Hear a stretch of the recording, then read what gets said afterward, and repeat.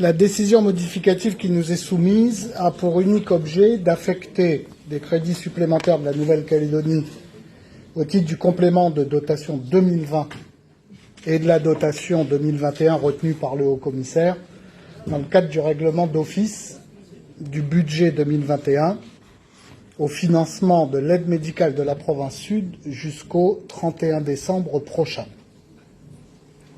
Autrement dit, après nous avoir proposé de renvoyer l'aide médicale à la Nouvelle-Calédonie à compter du 1er avril 2021, puis du 1er mai 2021, puis du 1er août 2021, vous nous proposez maintenant de reporter ce terme au 1er janvier 2022.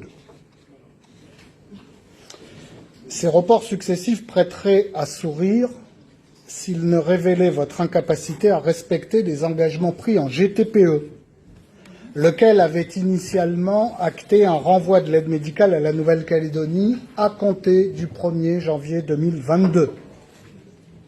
C'est d'ailleurs en application de cette échéance que la province des Îles et la province Nord ont, elles, continué de leur côté à financer leurs aides médicales respectives jusqu'en janvier 2022.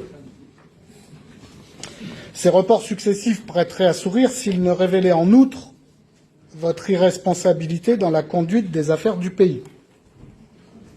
C'est parce que la province Sud a décidé seule, du jour au lendemain, de renvoyer le financement de l'aide médicale à la Nouvelle-Calédonie à compter du 1er avril 2021 et pas du 1er janvier 2022 que le gouvernement de Thierry Santa s'est trouvé dans l'incapacité de construire un budget primitif 2021 avant le 31 décembre.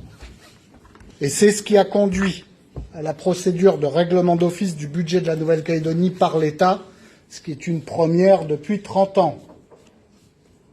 Enfin et surtout, nous savons tous que la Nouvelle-Calédonie n'a pas les moyens de supporter le financement de l'aide médicale à partir de janvier 2022.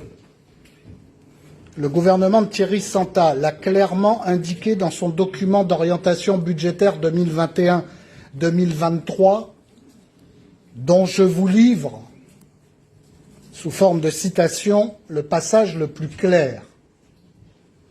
Je cite Thierry Santa.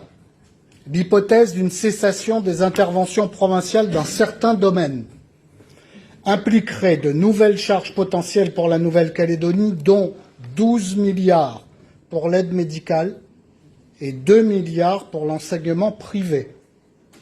Aucune recette supplémentaire n'est prévue à ce jour dans le budget de la Nouvelle-Calédonie pour financer ces compétences. Dans l'hypothèse d'un transfert effectif, des recettes supplémentaires devront être adossées à ces nouvelles dépenses sur le budget propre de la Nouvelle-Calédonie. L'ensemble des recettes affectées ne permettra plus de couvrir les dépenses sociales à la charge de la Nouvelle-Calédonie à partir de l'an prochain. Ce constat s'entend hors récupération des compétences dans le secteur de la santé. En clair, et nous ne cessons de vous le dire depuis plusieurs mois, les provinces ne peuvent pas renvoyer la charge de l'aide médicale à la Nouvelle-Calédonie. Ou alors, il faudra choisir entre deux scénarios catastrophes. Soit il faudra supprimer la couverture médicale des Calédoniens les plus modestes, soit il faudra lever 14 milliards d'impôts supplémentaires. En conséquence, Monsieur le Vice-président, nous voterons cette décision modificative numéro 1 parce qu'elle garantit la poursuite de l'aide médicale en province Sud au profit de 28 000 bénéficiaires jusqu'au 1er janvier prochain. Mais nous condamnons totalement votre attitude irresponsable et nous vous demandons solennellement, à nouveau, de trouver une solution viable en GTPE sur la question du financement de l'aide médicale que la Nouvelle-Calédonie ne peut absolument pas supporter en l'état.